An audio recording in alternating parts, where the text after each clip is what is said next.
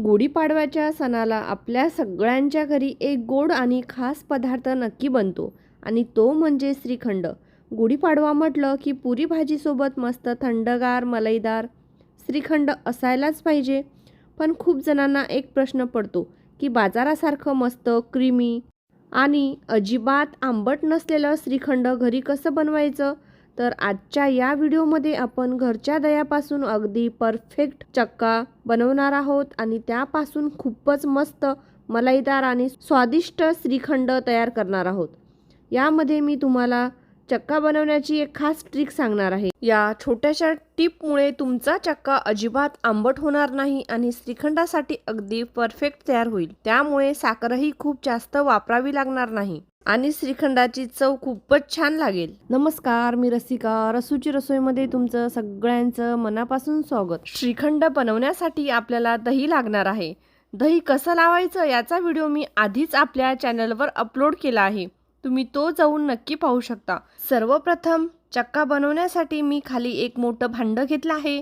त्यावर एक चाळण ठेवली आहे आणि त्या चाळणीवर स्वच्छ सुती कापड अंथरलं आहे. आता या कपड्यावर आपण तयार केलेलं घट्टसर दही घालायचं आहे. दही घातल्यानंतर कपड्याचे चारही कोपरे एकत्र करून हलकं बांधून घ्यायचं आहे. स्क्रीनवर तुम्हाला दिसतच आहे मी कशा पद्धतीने कपड्याची पुरचुंडी बांधून घेत आहे.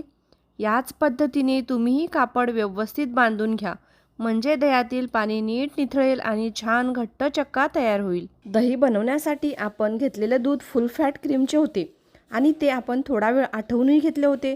त्यामुळे दही खूप छान घट्ट झालेली आहे. आता ही पुरचुंडी आपण चांगली दाबून घ्यायची आहे, म्हणजे यामधलं जर जास्त पाणी असेल तर ते सगळं निघून जाईल आणि आपला चक्का लवकर घट्ट होईल. हे बघा, मी आता शक्य होईल तेवढं पाणी हलक्या हाताने दाबून काढून घेत आहे. हळूहळू दाबत राहायचं, म्हणजे जास्तीचं पाणी बाहेर येईल. आता पुढे काय करायचे, या पुरचुंडीवर एक प्लेट ठेवायची आणि त्यावर एखादी जड वस्तू ठेवायची. मी इथे दगडी खलबत्ता ठेवलेला आहे, त्यामुळे उरलेलं पाणीही हळूहळू बाहेर निघून जाईल आणि आपला चक्का छान घट्ट तयार होईल. साधारण एक तासभर तरी ही पुरचुंडी अशीच ठेवायची. या वेळेत दहीमधलं जास्तीचं पाणी हळूहळू खाली निघून जाते. वर प्लेट आणि त्यावर जड वस्तू ठेवल्यामुळे दह्यावर हलका दाब येतो आणि पाणी पटकन निथळते. त्यामुळे चक्का लवकर तयार होण्यास मदत होते. आता आपण एक तासानंतर पाहतो. बघा, दहीमधलं सगळं पाणी छानपणे निथळून गेलं आहे.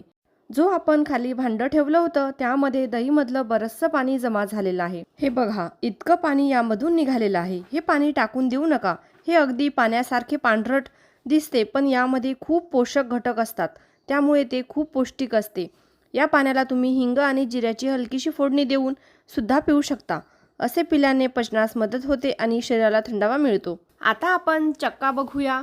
हा चक्का अगदी पांढरा शुभ्र घट्टसर आणि खूप मऊसूत तयार झाला आहे. मी यातील थोडासा चक्का चाखूनही पाहिला. फक्त तासाभरात तयार झालेला असल्यामुळे यामध्ये अजिबात आंबटपणा नाही. मी पण या पद्धतीने पहिल्यांदाच श्रीखंड बनवला आहे, पण एवढा भारी झाला आहे की मार्केटमधल्या श्रीखंडपेक्षा कितीतरी छान आणि चविष्ट तयार झाला आहे. बऱ्याच वेळा असे होते की आपण श्रीखंड कितीही मिक्स केले तरी त्यामध्ये दाणेदारपणा राहतो आणि विकतच्या श्रीखंडासारखं मऊसूत टेक्स्चर येत नाही. त्यासाठी एक सोपी आणि छान पद्धत आहे.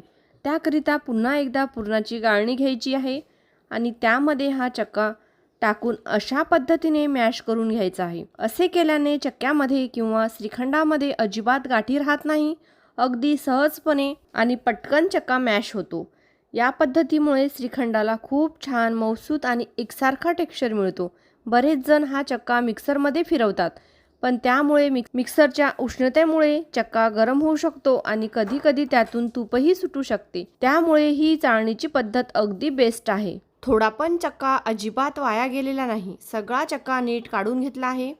अशा पद्धतीने चक्का गाळल्यामुळे त्यामध्ये कुठेही गाठी राहत नाही आणि श्रीखंड बनवताना त्याचा टेक्स्चर खूप छान स्मूथ आणि एकसारखा येतो. आपण सुरुवातीला घेतलेलं दही अर्धा किलो होता.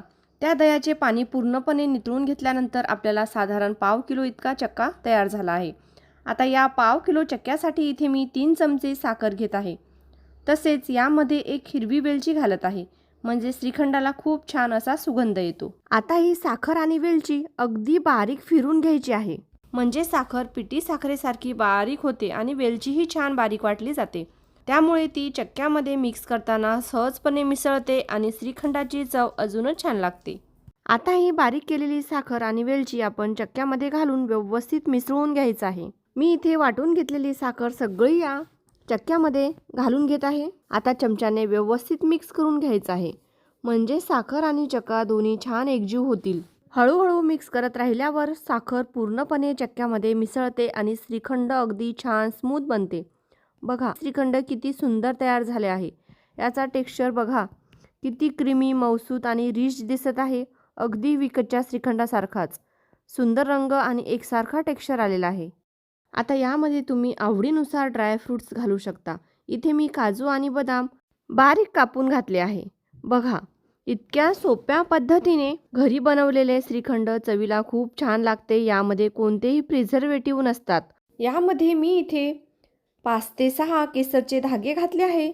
केसरमुळे श्रीखंडाला खूप छान असा नैसर्गिक रंग येतो, त्यामुळे ते आरोग्यासाठीही अधिक चांगले असते. तुम्ही हे श्रीखंड एखाद्या स्वच्छ आणि हवाबंद डब्यामध्ये भरून फ्रीजमध्ये ठेवू शकता. अशा पद्धतीने ठेवलेले श्रीखंड साधारणपणे 15 दिवसापर्यंत आरामात टिकू शकते आणि खायला तितकेच चविष्ट लागते. इथे मी श्रीखंड वाटीमध्ये काढून घेतला आहे.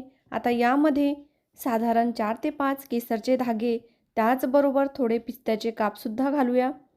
अशा पद्धतीने गार्निशिंग केल्यामुळे श्रीखंड दिसायला खूप सुंदर आणि आकर्षक दिसते आणि त्याचा रंग, सुगंध आणि क्रीमी टेक्स्चर सर्व मिळून खूप मनमोहक बनतो.